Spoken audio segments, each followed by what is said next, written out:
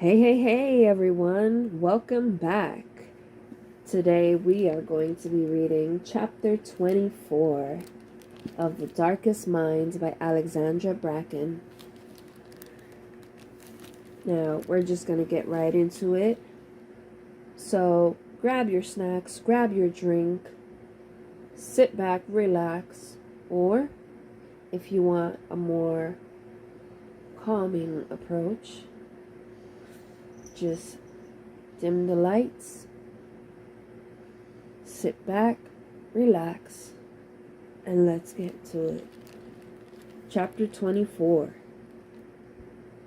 I don't know how long I stood there, staring at his hand, bile rising in my throat, as fast and steady as a scream. Oh my God. No, I thought, taking a step back. No.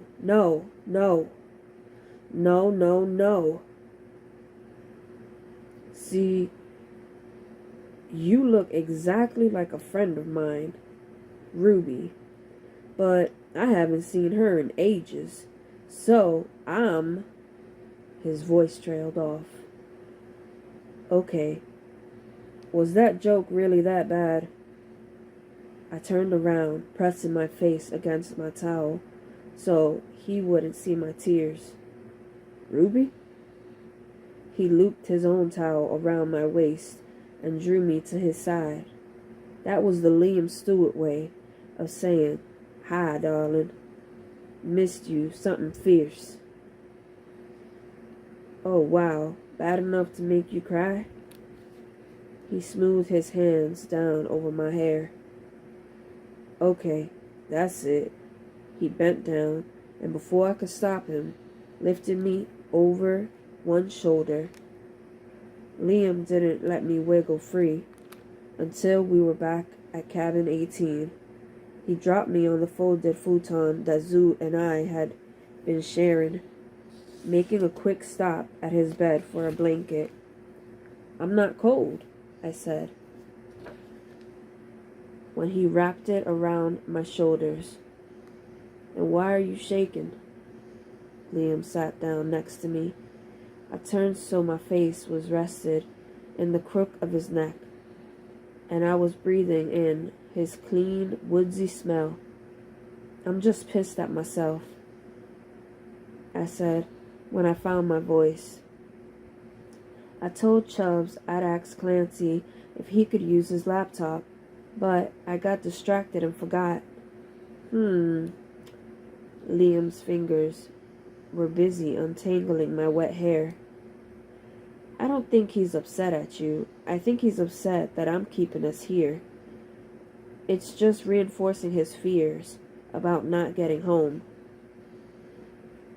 How do I make it up to him? Well, for one thing, you could ask about the computer, he said, his other hand taking mine. Though I still don't really understand how you're in the position to ask to borrow it. I feel like I haven't seen you in ages. You haven't, I said. You're always on watch. I want to hear about what you do all night, I said. Have you tried talking to anyone about freeing the camps yet? I brought it up with some of the guys on my watch and Olivia. She's trying to get us to see Clancy about it, I think. I think it's going to be great. I really do. It could work. Clance said that the Western Gate is the one that used to give the most trouble, I said, twisting the look at him. You're being careful, right? Liam went very still beside me. So still he seemed to forget to breathe. Clance, huh? He said in an unnatural light voice. I guess you are in a position to be asking favors. What's that supposed to mean? Liam sighed. Nothing. Sorry, I didn't mean for that to come out like that. It's great that you guys are friends. I tried to look up at him, but he was looking the other way, at the end of the cabin, where a set of drawers with our things rested against the wall. So, he's been giving you lessons? Yeah, I said, wondering how much, if anything, I should hold back. He's been teaching me how to keep others from prying into my head. What about tricks to keep you from slipping into others' heads? Liam asked. Is he helping you with that too? He's trying to, I said. He said that if I strengthened my control over my ability, that would come naturally. Well, you can always practice with me, he said, resting his forehead against mine. I felt the trickle start at the back of my mind, the warning before the flood. Clancy had told me that when I felt it coming on, I needed to break all physical contact and imagine a white curtain sweeping between me and whomever I was with. But I didn't want to do either. I felt his lips travel from my forehead, whispering something against my eyelids, my cheeks, my nose. His thumbs stroked the length of my jaw, but even they stilled as I pulled back and turned away from him. What are you so scared of? He whispered, his voice laced with hurt. Had this boy really once just been a stranger? Had I really once thought that I'd be able to live a life without him? In it. I don't want to lose you. He made a noise of frustration, his eyes clear and bright as he spoke. Then why are you the one that keeps letting go? I never got the chance to answer. A moment later, Hina burst through the door, Zoo in tow, and told us they were leaving. Okay, slow down, Liam said. Zoo was darting around the cabin.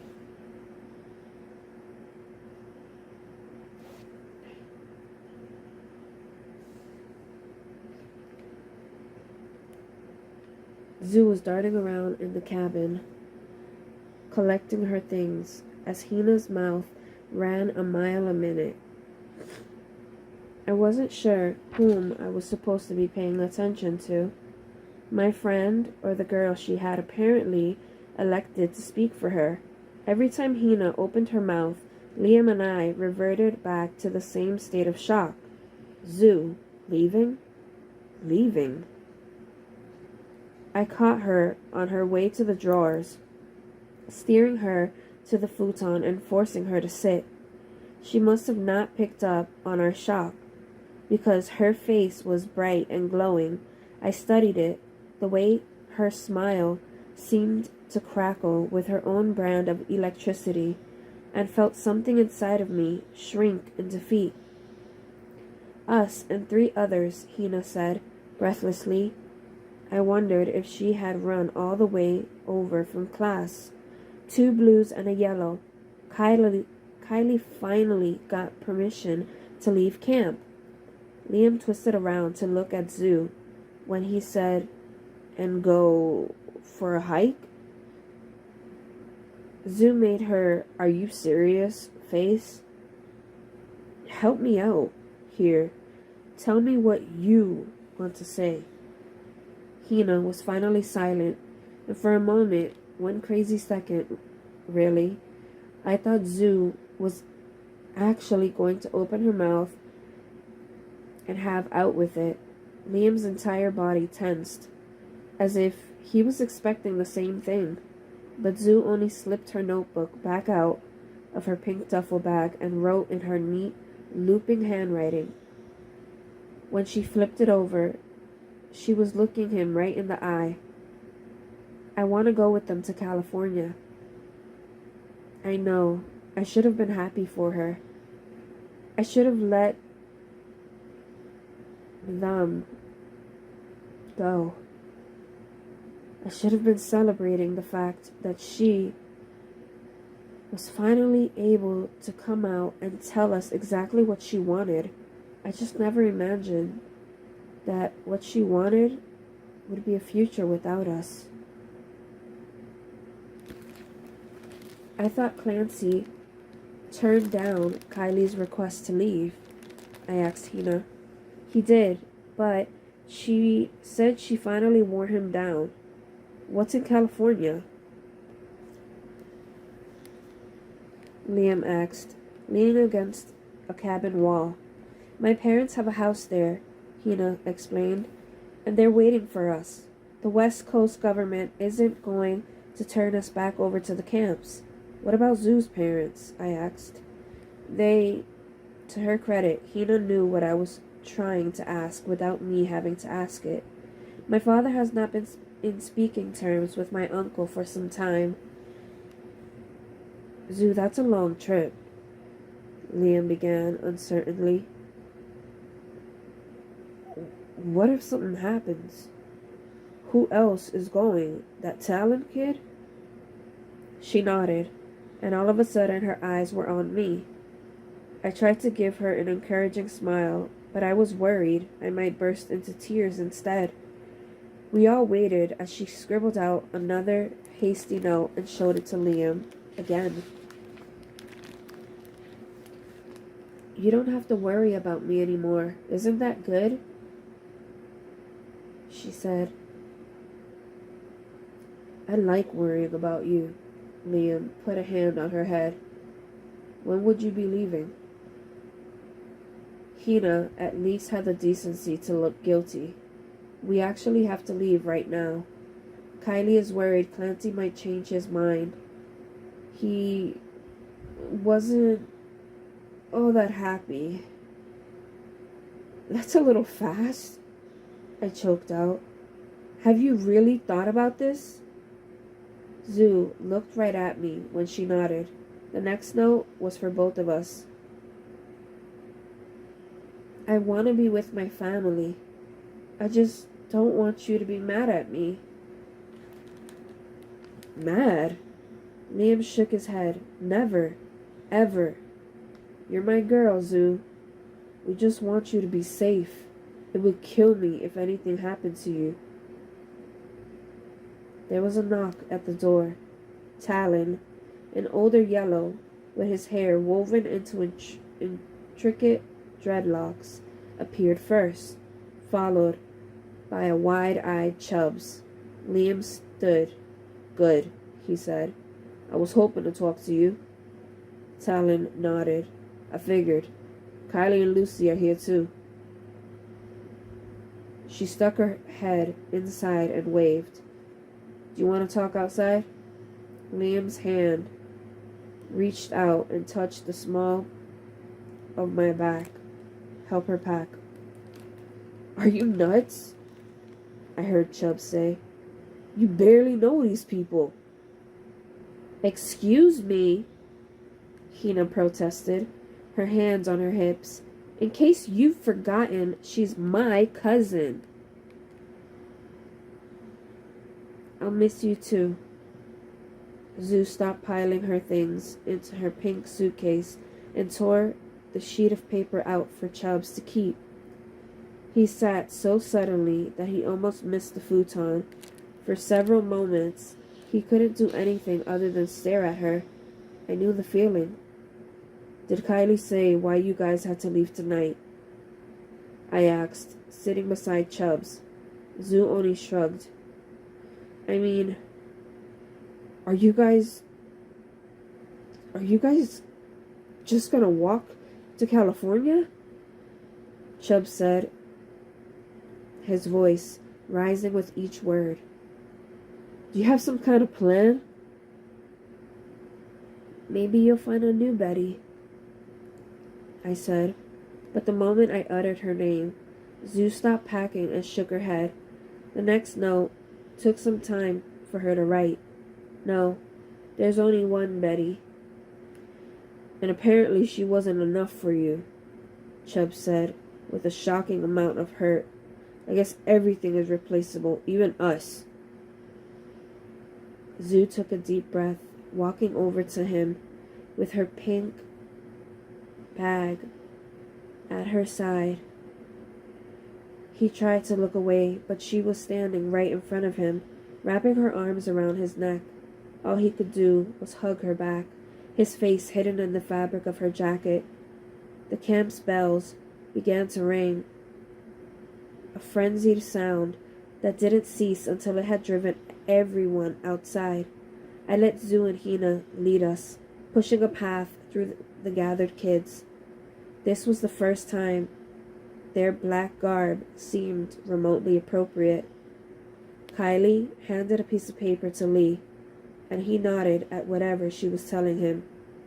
Lucy was next to them, as tiny and quiet as ever, but she reached up and patted Liam on the shoulder in what I guess was supposed to be a reassuring way.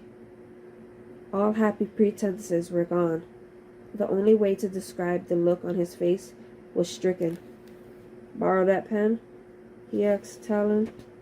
The boy began to pat down his black cargo pants, searching the pocket until he came up with a blue-capped pen. With it in hand, Liam knelt down in front of Zoo and tore off half the sheet of paper Kylie had given him. I wished I could have seen what he had written down there, but it wasn't for my eyes. When he was finished, he folded the paper over several times and pressed it into her palm. The bell fell silent. Everyone's eyes shifted to the right, where Clancy appeared at the head of the path, Hayes towering beside him, his face, which had grown used to seeing relaxed. His face, which I had grown used to seeing relaxed and proud, was pinched with what either was annoyance or anger. "Kylie has decided to go tribal and will be leaving immediately." A murmur of surprise rippled through the crowd. "She'll only take these 4 with her," he shouted over the noise. "There will be no more requests to leave granted until our numbers are full. Is that understood?" Silence. "Is that understood?" Chubbs jumped beside me at the noise and shouts confirming that yes, it was. Clancy turned sharply on his heels, without another word, heading back in the direction of the office. As soon as he reached the white building, the kids around us seemed to exhale the collective breath they had been holding, turning to each other with confused whispers. That was weird. Why didn't he give them bags like he usually does? He's worried if our numbers get down too low, there won't be enough people to protect the camp. My eyes floated up toward the office until they fixed on Zoo, waving me over. No gloves, I thought, watching her hand fall back to her side, hopefully never again. "Do you really have to leave now?" I asked when I reached where she and Liam were standing. The cluster of kids swarms Kylie and the others, wishing them good luck and offering up blankets and bags of food. Zoo put on a brave smile, wrapping her arms around my waist. "Please be safe," I told her. The next note was for me, and me alone. "When all this is over, will you come find me? There's something I want to tell you, but I don't know how to say it yet." My eyes traced every inch of her face. It was so different from the girl I had met only a few weeks ago. If she had changed this much in so little time, how could I even be sure I'd recognize her years down the line, after the dust of all this hell finally settled? "Of course," I whispered. And I'll miss you every day until then. Just before they stepped off the trail and into the untamed forest, Zoo turned and gave us one last wave. Beside her, Hina did the same. Then they were gone. She'll be okay, I said. They'll take care of her. She should be with her family, her real one. She should be with us. Liam shook his head, his breath catching in his throat. Then maybe we should follow her. Liam and I turned back. Chubbs was trailing behind us. His eyes widened as the drooping sunlight caught his glasses. You know we can't, Liam said. Not yet. Why not? Chubbs advanced toward us, his voice losing all semblance of calm it held before. Feeling the curious eye on us, I drew them both off the main path. Why not? Chubbs repeated. Clearly, we aren't going to get help. The help that we need to track down our parents or Jack's. It'd be better for us to just go now, before anyone misses us. We could still catch up with her. And do what? Liam asked. He ran a frustrated hand through his already messed up hair. Wander around until we just so happen to stumble on them? Hope that we don't get our asses caught and thrown back into camp? Chubbs, it's safe here. This is the place we're supposed to be. We can do so much good from here. I saw, maybe before even Liam did, that this was the wrong thing to say. Warning alarms went off in my mind at the sight of Chubb's nostrils flaring and his lips twisting with anger. I knew that whatever was about to leave Chubbs's mouth would not only be sharp, but cruel. I get it, Lee, okay? Chubbs shook his head. You want to be the big hero again. You want everyone to adore you and believe in you and follow you. Liam tensed. That's not... he began angrily. Well, what about the kids who followed you before? He slapped around the pocket in his trousers before pulling out a familiar folded piece of paper. Chubb's grip on the letter nearly crushed it. What about Jack and Brian and Randy and all of them? They all followed you too. But it's easy to forget about them when they're not around, isn't it? Chubbs, I said, stepping between Liam and him. When Liam advanced, his right fist swinging up, I'd never seen him look so perfectly furious before, a wave of crimson washing up from Liam's throat to his face. Can't you just admit you're doing this to make yourself feel better, not to actually help anyone else? Chubbs demanded. You think... Liam almost couldn't get the words out. You think they're not in my head every goddamn second of every goddamn day? You think I could just forget about something like that? Instead of hitting his friend, Liam hit himself, banging his fist against his forehead, until I finally caught his arm. Jesus Christ, Charles, he said, his voice breaking. Chubbs stalked past us, only to stop and turn back again. I never believed you, you know, he said, his voice shaking. When you talked about us getting out of camp and getting home safely, that's why I agreed to write my letter. I knew most of us wouldn't make it with you in charge. I stepped forward the same time Liam did, holding my hands out in front of me. to keep him from doing something I knew he would regret.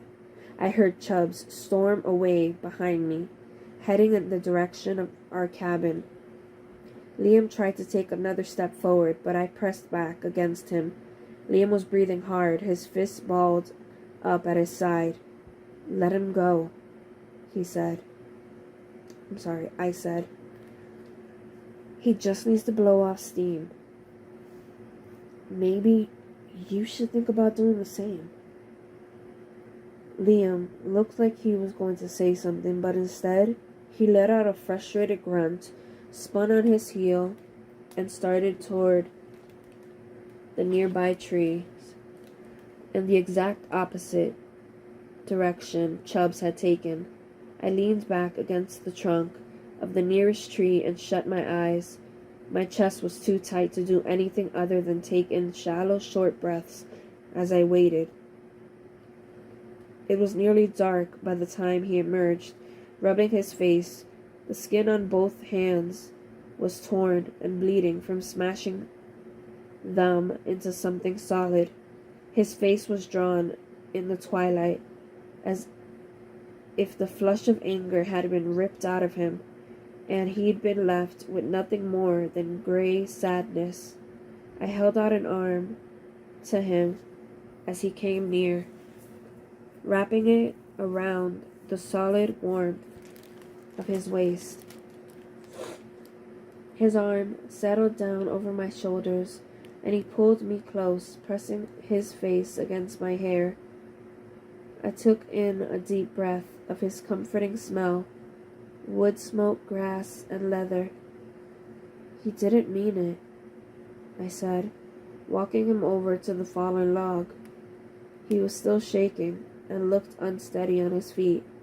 Liam didn't sit so much as collapse down on it, leaning forward to brace his elbows against his knees. Doesn't make it any less true. We sat for a long time, long enough for the sun to disappear behind the trees and then below the horizon. The silence and stillness between us became unbearable. I lifted my hand over and guided it lightly down the length of knobby bones between his shoulder blades. Liam sat up slowly, turning to me. "Do you think he's okay?" he whispered. "I think we should probably go check," I said. I don't know how we made it back to the cabin, only that when we arrived, Chubbs was sitting on the porch, silent tears streaming on his face. I could see the apology written there. The wretched guilt, and was surprised to find my heart could break even that bit more. "It's over," he said as we sat on either side of him. "It's all over." We didn't move for a long time.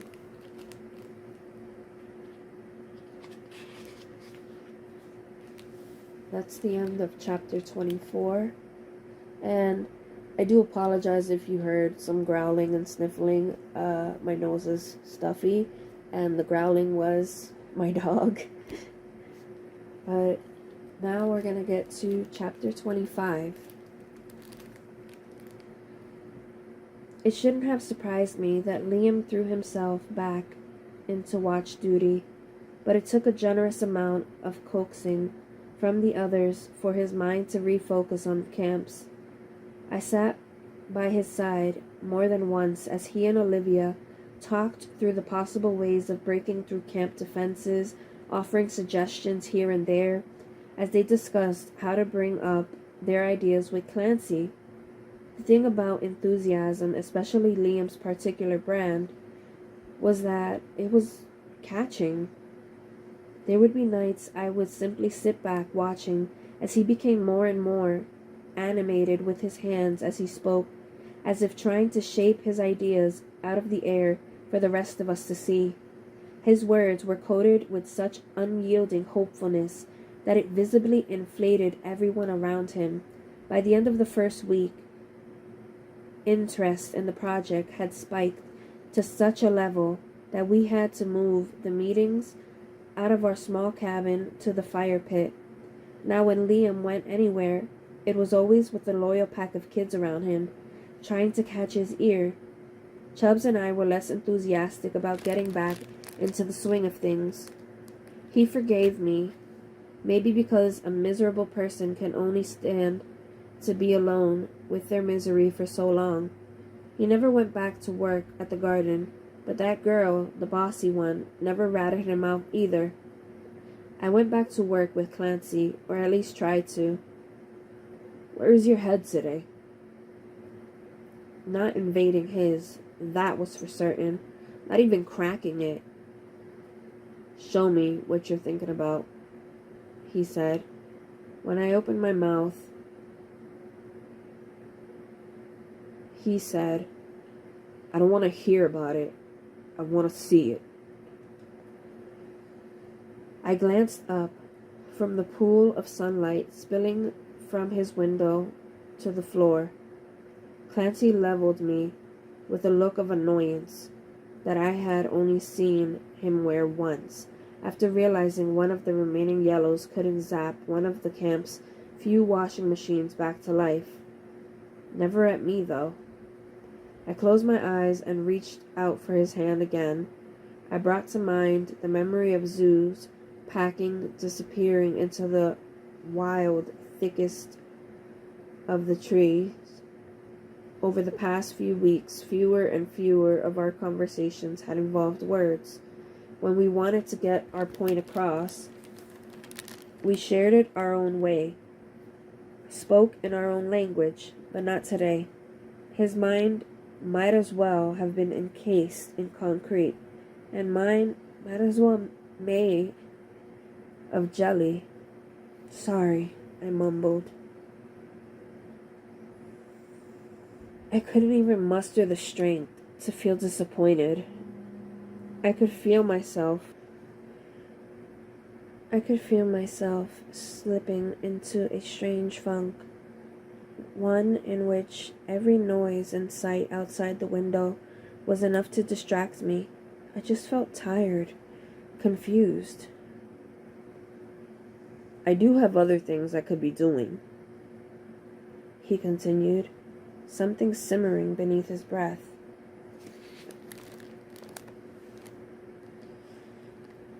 Beneath his words. I have rounds to make and people to talk to, but I'm trying to help you. I'm here with you. At that, my stomach did a strange flop. I sat straight up against his headboard, ready to apologize again, when he rolled off his bed and moved across the room to his desk. "Clancy, I really am sorry." By the time I came to stand in the front of the desk, he was already typing away at his laptop. He let me stand there in silent, gut-twisting worry for what felt like nearly an hour before he bothered to look up from whatever he was doing. He seemed tired of pretending now, too. Annoyance had taken a sharp turn into anger. "You know, I really thought that letting your yellow go would help you focus, but I guess I was wrong." Clancy shook his head. "I was wrong about a lot of things, apparently." I bristled, but I'm not sure if it was because of the way he said "you're yellow," or the implication that I wasn't capable of mastering the things he was trying to teach me. I needed to leave. If I had stayed a second longer, I might say something that would ruin our friendship. I might tell him that Zoo had a name, that of course I'd be worried about her out in the world without me to protect her. He should have realized that I could have spent the last few weeks spending time with her, but instead I had agreed to work with him, spend time with him, comfort and support him. Maybe I had a lot to learn, and maybe I had a better grip on my abilities, but staring at him, my fist clenched and shaking. I couldn't justify it. What was the point of being holed up with someone who didn't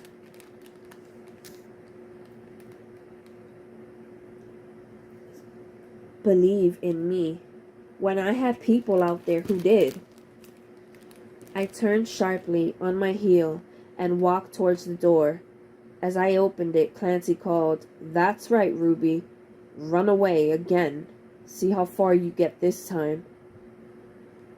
I didn't look back. I didn't stop. Though some part of me recognized that this might be it. That I was walking on the one chance I had to learn how to manage my abilities. Sometime in the last 10 minutes, my head was disconnected.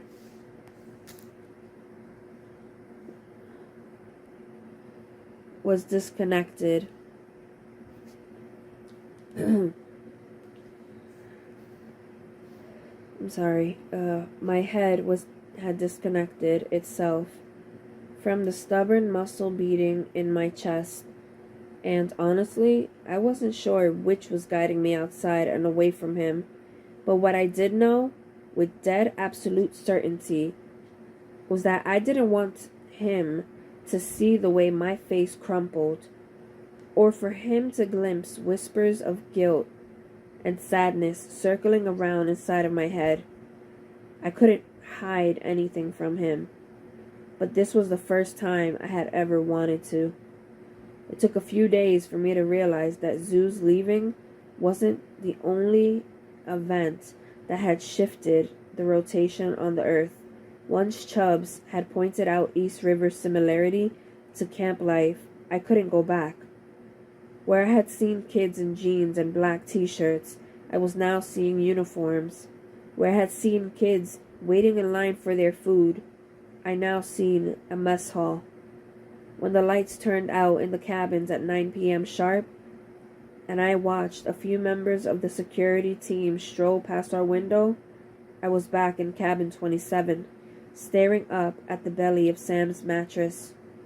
I began to wonder if the supposedly dead security cameras in the office and around the facilities were actually on. I did try to go see Clancy a few times to apologize, but he always sent me away with a stern, "I don't have time for you today." I got the sense he was punishing me, but I wasn't sure what I had said or done to warrant it. In any case, it quickly became clear that I needed him in my life more than he needed me. That, combined with my stinging pride, made me feel even worse. It was a Wednesday, only an hour before Liam and the others were meeting to discuss a new camp liberation strategy, before Clancy was ready to see me. "I'll be back in a little while," I told Liam, squeezing his hand at breakfast. "I'll just be a few minutes late." But when I walked into Clancy's office and saw the state of it, I wondered if I should have come at all.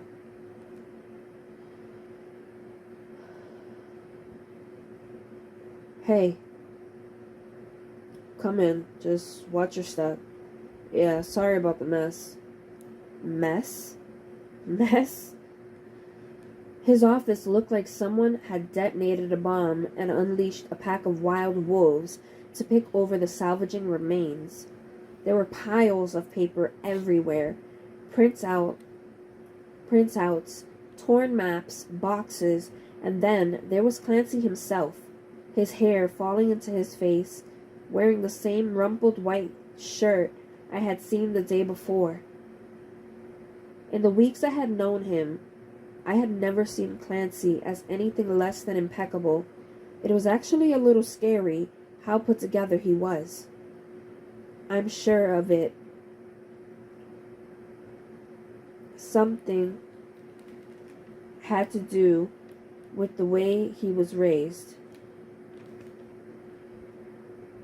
That even if his father hadn't taught him himself, some crotchety Old Nanny had waxed poetic on the value of tucking in your shirt, polishing your shoes, and combing your hair. He looked like he was fraying at the edges. "Are you okay?" I asked, shutting the door behind me. "What's going on?" "We're trying to coordinate a hit for med supplies." Clancy settled down into the chair, but was back on his feet a moment later when his laptop began to chime. "Hang on, just give me a sec."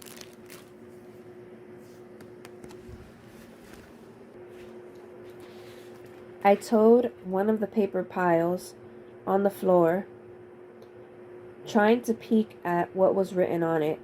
"Those are reports of the usual nightly activity at a nearby truck stop," Clancy said, as if reading my thoughts. His fingers flew over the keyboard. "And League intelligence about PSFs in the area. It seems that Lita Corporation is now employing the government to protect their shipments." "Why the PSFs?" I asked. Clancy shrugged. "They're the largest military force the government has now, and thanks to dear old Dad, the most organized." "I guess that makes sense." I leaned back, but staring at the glowing symbol on the laptop lid reminded me of Chubbs. "Can I ask you for a favor?" "Only if you let me apologize first." I sat down and studied my hands. "Can't we just forget it ever happened?" "No, not this time," he said. "Hey, will you look at me?" His expression, the expression on his face alone made my heart swell to twice its usual size. It was dangerous how handsome he was, but today his pained look was absolutely lethal. "He does care," a little voice in my head whispered. "He cares about you." "I'm sorry for losing my temper," he said. "I didn't mean the things I said about your friend Suzumi, and I definitely didn't mean to imply that you haven't been trying." "Then why did you say that?" Clancy rubbed a hand over his face. "Because I'm an idiot." "That's not an answer," I told him, shaking my head. "You really hurt me." "Ruby, isn't it obvious?" he said. "I like you. I've only known you for, what, a month? And you're probably the only real friend I've had since I turned 10 and figured out what I was. I'm an idiot for getting so upset that you were focused on someone else when I wanted you to be focused on me." I was almost too stunned to move. "I didn't let Suzumi and the others go because I thought it would help you focus. I let her go because I thought it would make you happy. I didn't even stop to think that, yeah, of course, you'd be worried about her, especially after how hard you worked to protect her." "He more than cares about you." I had to look away now, play the situation off. My brain had turned to mush, and my heart wasn't much better. "I guess I could forgive you. But only if I do you that favor." I could hear the smile in his voice. "Sure, what?" "Well, I know you don't allow it, but I was hoping you'd make an exception in this case," I said, finally looking back at him. "My friend, he really needs to use your computer to try and contact his parents." Clancy stopped smiling. "Your friend Liam?" "No, Charles Merriweather. The one who's been skipping garden duty." Okay, apparently the girl had ratted him out. Clancy was silent as he shut the laptop and stood. "I'm really sorry, Ruby, but I thought I made it clear that no one else could leave." "Oh no, I said, forcing a smile. He just wants to check in with his parents to make sure they're all right. No, Clancy said, moving around so he was sitting on the edge of the desk in front of me. He wants to make an arrangement to leave and take you with him. Don't try to cover him for him, Ruby. It's the same for everyone. I don't doubt for a second that he's desperate enough to tell his parents the location of this camp. He would never do that, I said, getting riled up on Chubb's behalf. Really? You were there when we had intruders a few weeks ago. You saw how easy it could have been for someone to slip past our defenses. What if they hadn't triggered the alarm? We would have been in serious trouble. Clancy's face was dark, worried. If Charles wants to contact his parents, tell him he needs to fill out a request with instructions on how to do it, just like everyone else. I have to base my decisions on what might threaten the camp's security. No matter how much I want to help your friend. It was no good. Chubbs would rather not contact his parents at all than grant a stranger access to his only means of safely communicating with them. Though, Clancy said, after a moment, sitting down next to me, kicking his legs up on the desk, there is something that could persuade me. I couldn't look at him. 15 minutes, Ruby. You teach me. What could I possibly know that he didn't? Do you think you could walk me through how you erase someone's memory? I know it's not something you're proud of, and I know it's caused you a lot of pain in the past, but it seems like a useful trick, and I'd be interested to learn. Well, I guess, I said, like I could deny him after all that he had done for me. But it wasn't something I knew how to teach. I'd barely managed to figure it out for myself. I think understanding how you do it will help me figure out how to prevent you from accidentally doing it again. Sounds good? That sounded great, actually. If you'd let me in, he continued, I'd like to walk through your memories and see if I can find any clues. I just want to confirm a suspicion I have. I don't think he expected the request to give me pause, but it did. He had been in my head multiple times, seeing the things I'd never spoken about to anyone. But I'd been able to keep him from seeing the things that really mattered, the dreams I wanted to protect. I kept thinking about Liam and what he had said before, when he told me about his sister. Those memories are mine. But if I wanted a future with my family, with Liam, then I had to relinquish my control. I had to let Clancy in, even if it meant I could avoid the same thing from happening in the future. You can trust him, said that voice in the back of my head. He's your friend. He would never overstep. Okay, I said, but only those. And afterwards, Charles gets to use your computer. Deal. Clancy knelt in front of me, hands cupping my jaw, fingers weaving through my hair. I tried not to squirm at his proximity and his assumption that I would be fine with it. We'd sat this close before, but somehow this felt different. Wait, I said, sitting back.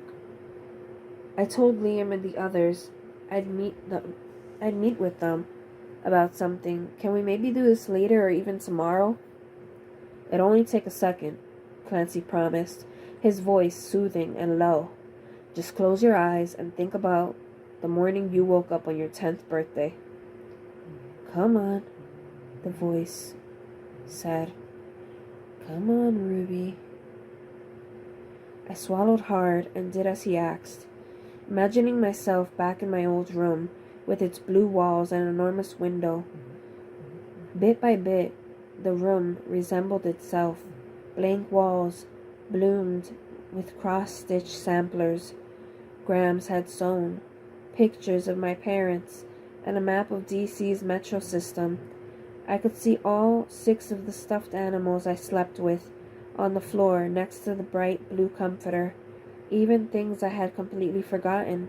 The lamp on my small desk, the way the middle shelf of my bookcase sagged, suddenly came back into clear focus.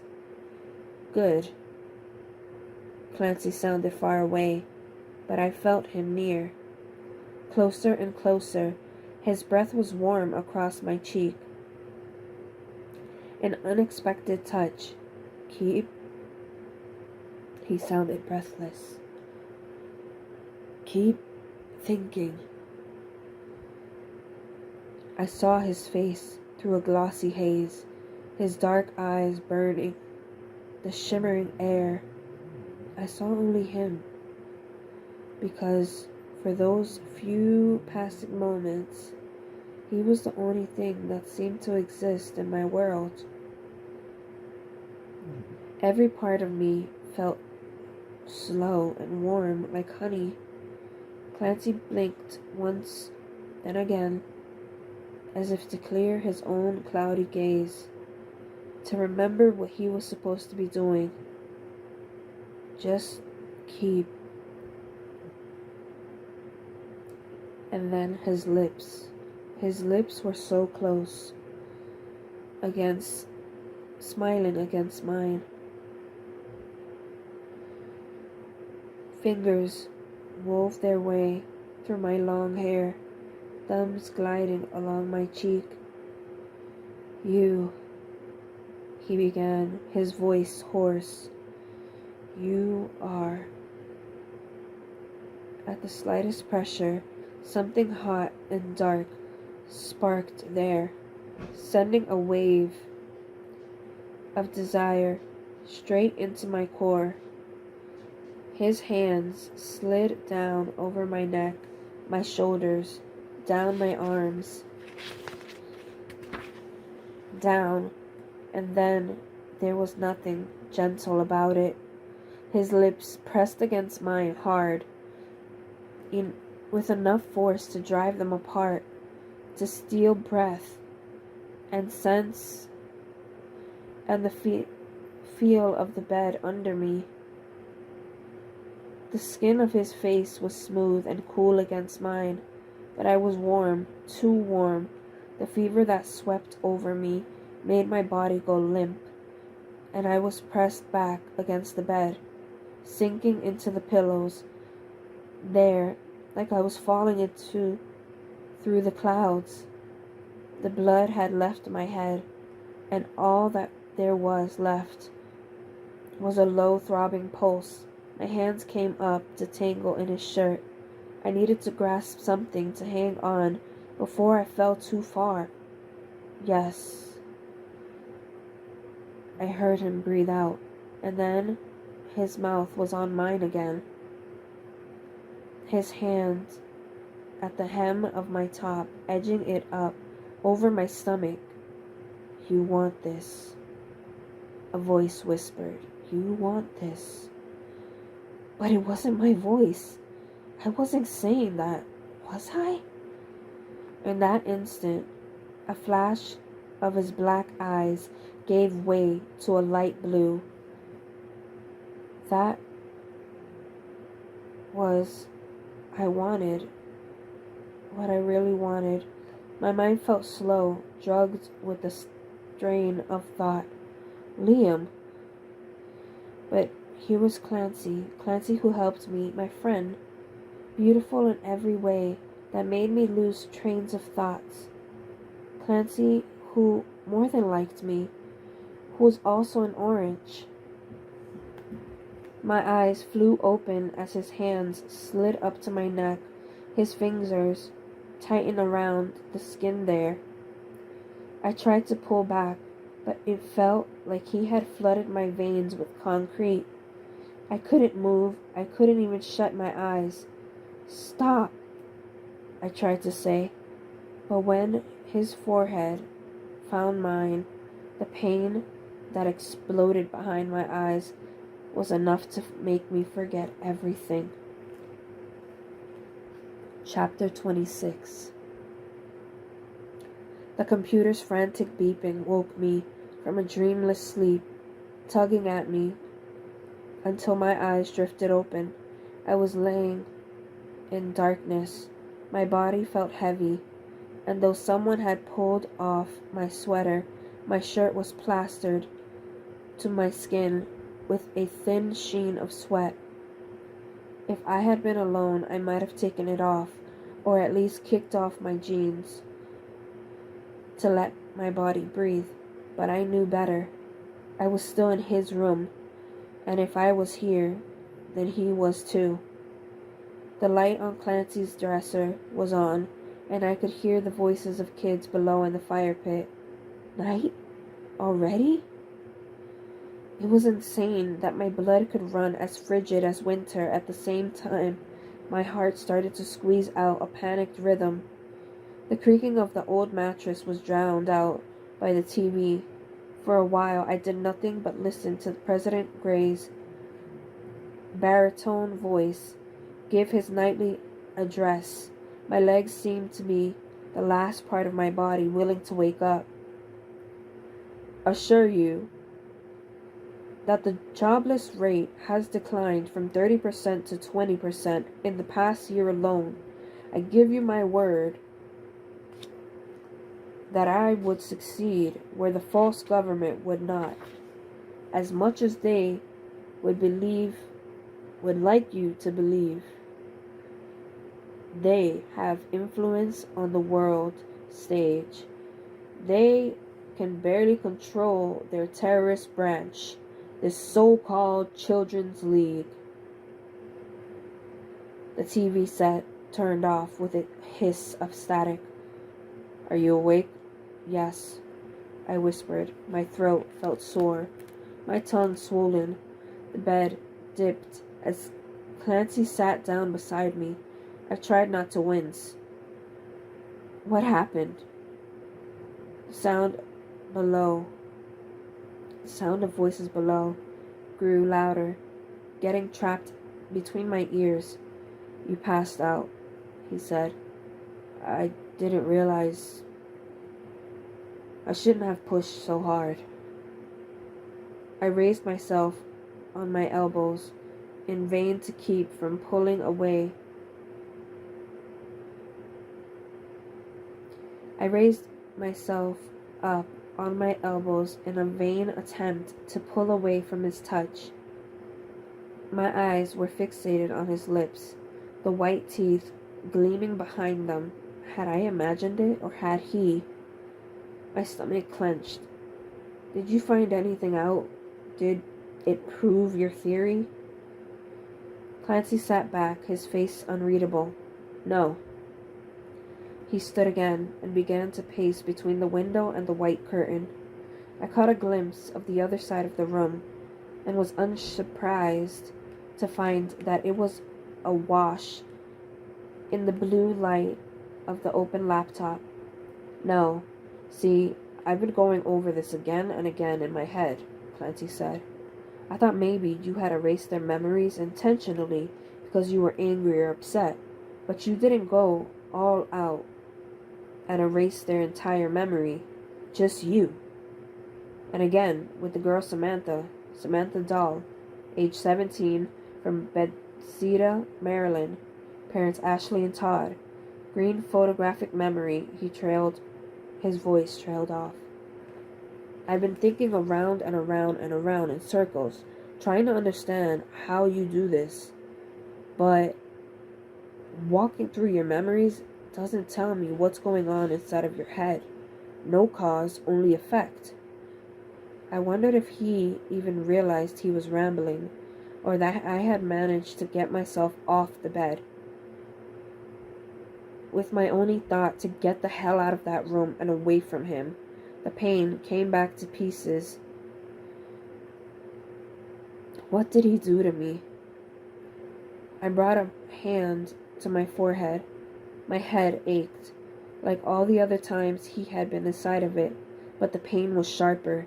He hadn't just looked in. He made me want him, made me want to kiss him. Hadn't he? It's late, I said, interrupting him. I need to go find the others. Clancy turned his back on me. Find Liam Stewart, you mean? Yes, Lee, I said, taking a few slow steps back toward the door. I was supposed to meet him. He's gonna be worried. The white curtain caught in my hair as I passed it. Clancy shook his head.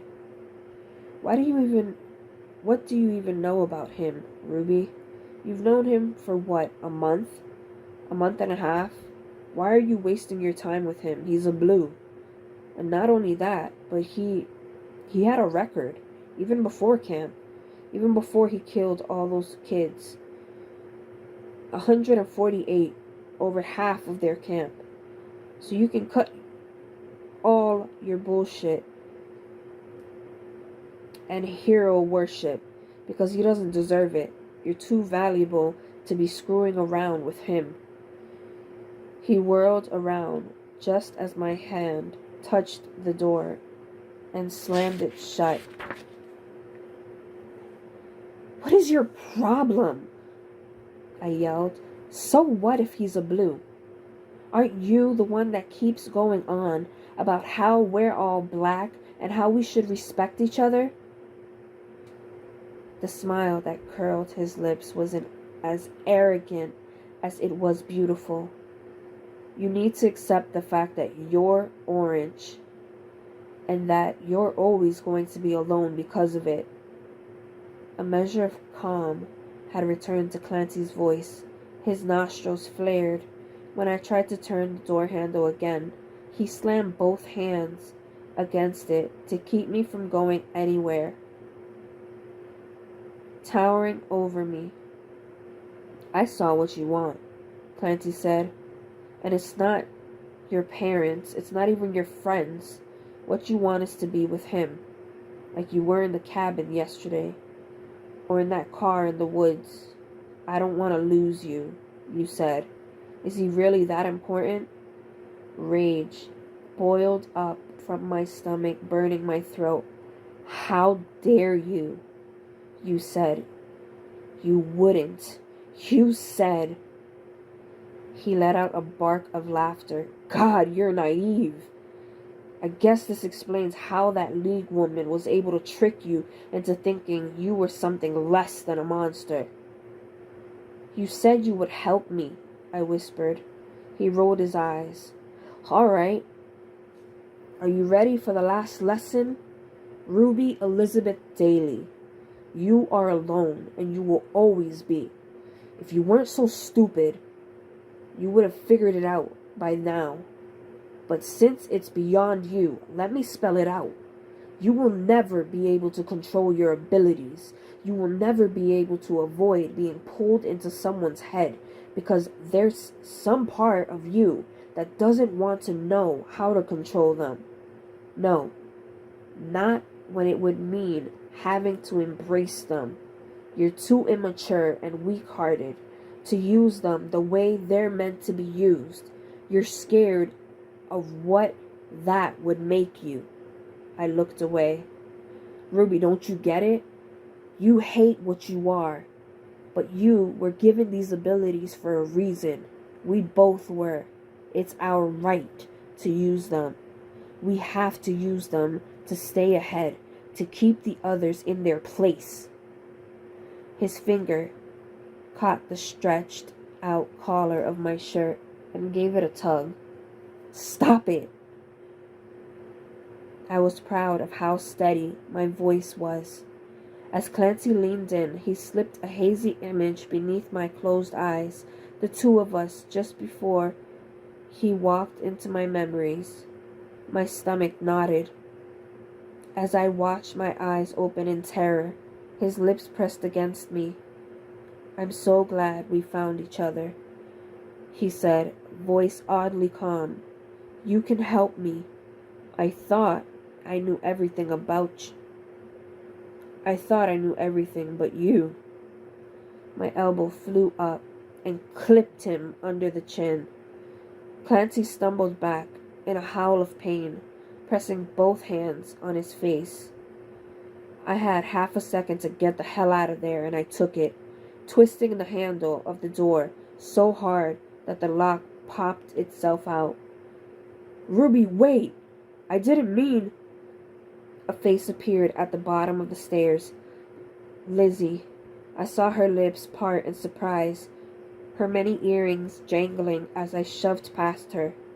Just an argument, I heard Clancy say weakly. It's fine, just let her go. I burst outside, completely out of breath. My feet were drawn toward the fire pit, but I forced myself to stop and reconsider. There were so many people still out, gathered around the food tables. I wanted to find Liam and explain why I hadn't been there, to tell him what had happened, but I knew I was a mess. I needed to calm down, and there was no way I could do it here. There were too many potential questions. I needed to be alone. So, of course, when I backed up a few steps, I managed to walk right into Mike. Hey, there you are. His hair was pulled back into a ponytail, a black bandana around his head. I could smell gasoline on him, and something metallic. Ruby, you okay? I bolted, heading past the office, down the path to the cabins. Eventually, I found what I thought was the path we had walked Zoo out on, but it turned out to be nothing more than an old side trail, overgrown and unforgiving to the bare skin. Fine, it would do. There was no one around. There was my only criterion.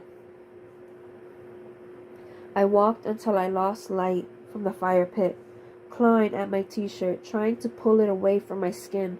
It smelled like his room, like evergreens and spice and old, decaying things.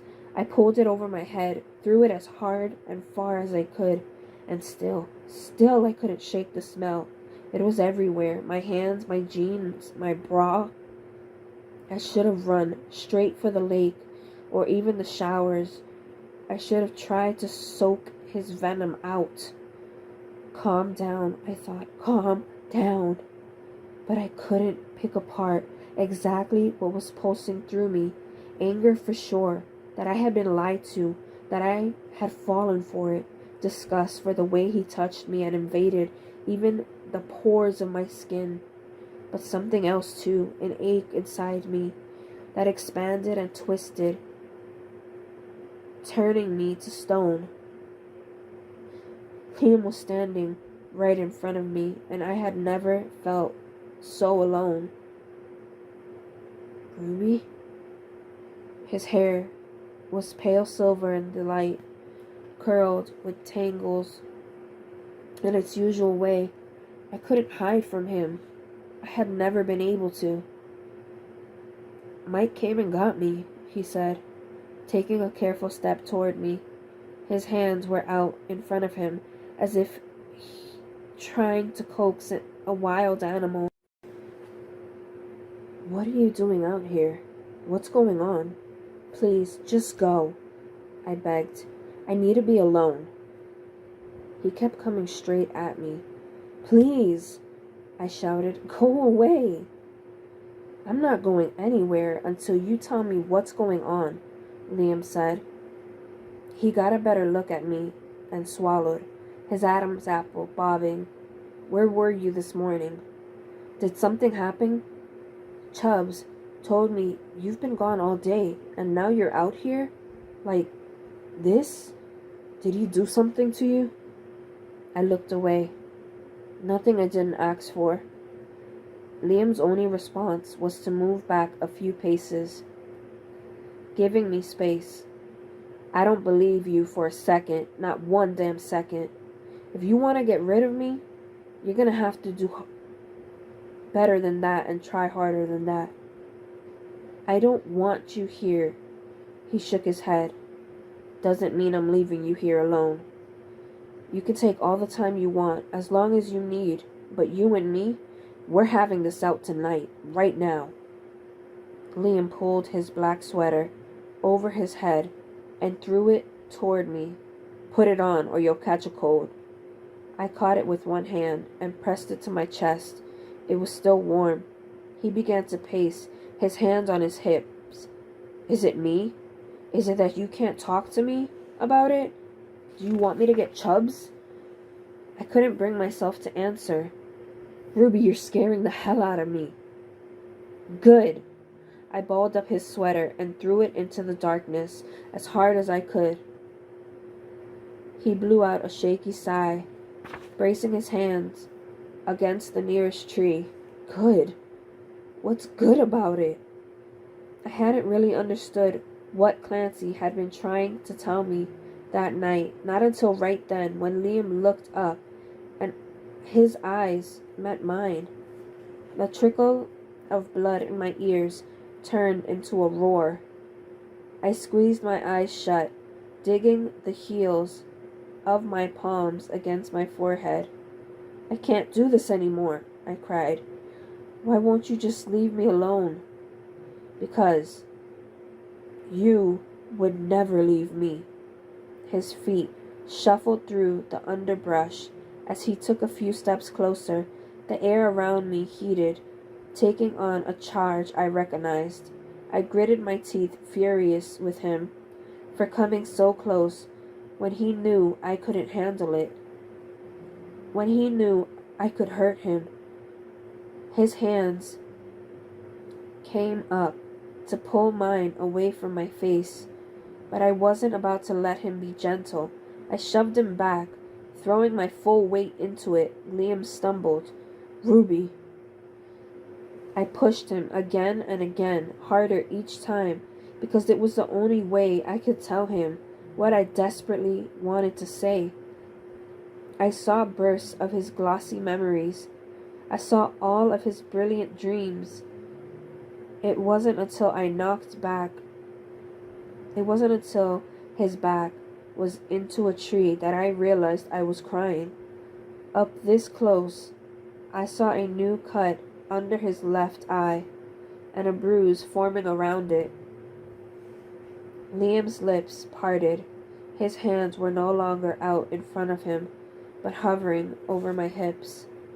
Ruby. I closed what little distance was left between us, one hand sliding through his soft hair, the other gathering the back of his shirt into my fists. When my lips finally pressed against his, I felt something coil deep inside me.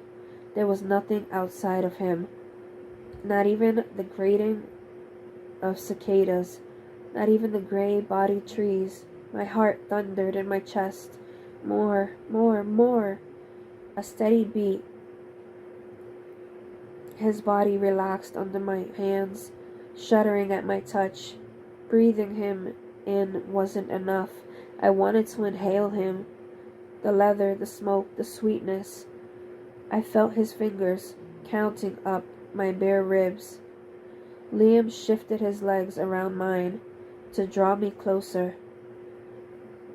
I was off balance on my toes, the world swaying dangerously under me as his hip.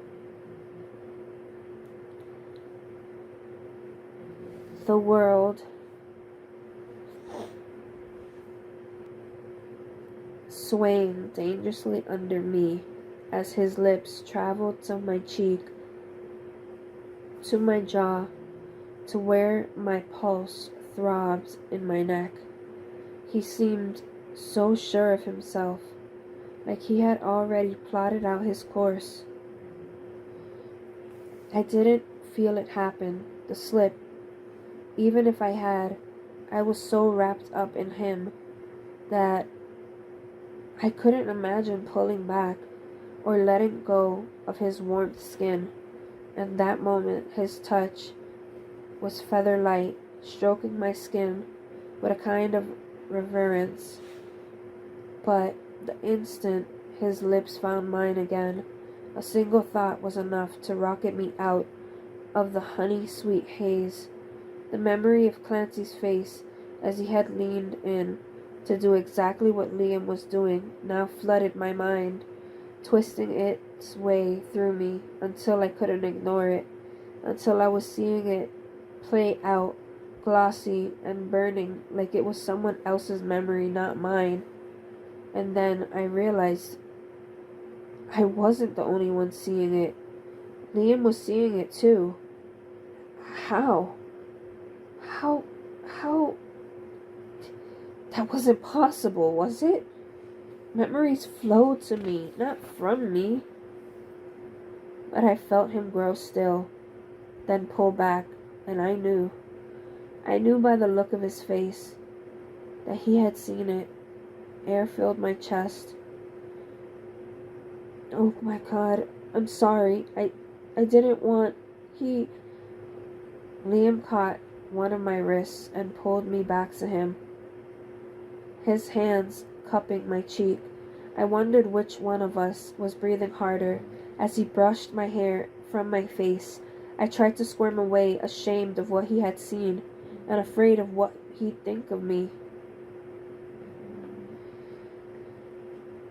When Liam spoke, it wasn't a measured, would-be calm voice. What did he do? Nothing. Don't lie, he begged. Please, don't lie to me. I felt it. My whole body. God, it was like being turned to stone. You were scared. I felt it. You were scared. His fingers came up and wove through my hair, bringing my face close to his again. I started. He asked to see a memory, and I let him. But when I tried to move away, I couldn't get out. I couldn't move, and then I blacked out. I don't know what he did, but it hurt. It hurt so much. Liam pulled back and pressed his lips on my forehead. I felt the muscles in his arms strain, shake. Go to the cabin. He didn't let me protest. Start packing. Lee, I'm gonna find Chubbs, he said, and the three of us are getting the hell out of here. Tonight. We can't, I said. You know we can't. But he was already crashing back through the dark path. Lee! I went back to find his sweater and pulled it on, but not even that could keep away the chill as I followed him out of the woods, back in the direction of the cabin and fire pit. When I got to the cabin, Chubbs was already there, propped up on his bed reading. He took one look at me and snapped his book shut. What in the world happened? We're leaving, I told him. Get your things. What are you staring at? Move! He jumped down off the bed. Are you okay? He asked. What's going on? I had only just finished telling him everything that had happened with Clancy when Liam came bursting through the door. He took one look at the two of us together and let out a shaky breath. I got worried when I couldn't find you, he told Chubbs. Are you ready? I pulled on a baggy t-shirt and took Liam's jacket when he threw it to me. Chubbs tied up his shoes, snapped his suitcase shut, and didn't put in a word of protest as we switched off the cabin lights and headed out into the darkness. The smell of smoke from the fire pit followed us down the main trail, longer than the night or the voices from it. I caught Chubbs looking back toward it over his shoulder just once, the distant orange glow reflected in the lenses of his glasses. I knew he wanted to ask what we would do next, but Liam hushed us both and started down a side trail that I had never seen before. It was well worn, but narrow enough that we had to walk single file. I kept my eyes on Liam's shoulders until he reached back to take my hand. The trail grew darker the further we walked into the thick layers of young trees. And then we were out, and there was a light, so much of it, that for a moment I had to hold up a hand to cover my eyes. I felt Liam tense and stop, his hand tightening around mine until it hurt. "Told you," I heard Hayes say. "Told you he'd try to get out this way." "Yeah." "Good call." "Damn," I heard Chubbs swear behind me. But I was too shocked to do anything other than step out from behind Liam and see where Clancy, Hayes, and the cluster of boys from Watch stood blocking our only way out. And that, my dear friends, is the end of chapter 26. Tune in next time as we're going to be reading chapter 27, and we're going to be finding out what exactly is going to happen to Liam, Ruby, and Chubbs. And I also wanted to mention that when we do finish this book, I have a new book already ready, and it's actually called Long Live the Pumpkin Queen by The Nightmare Before Christmas. Well, I should say it's similar with The Nightmare Before Christmas. It's pretty much what happens after the movie, because of course we all know that even though the movie ended, the story still continues, and Jack the Pumpkin King did find his queen. So definitely tune in after we finish this book. It's only a few more chapters left, and that's it. But again, thank you for joining me. And if you haven't already, please subscribe and hit that like button. I definitely appreciate it. And this is Ruby, signing off.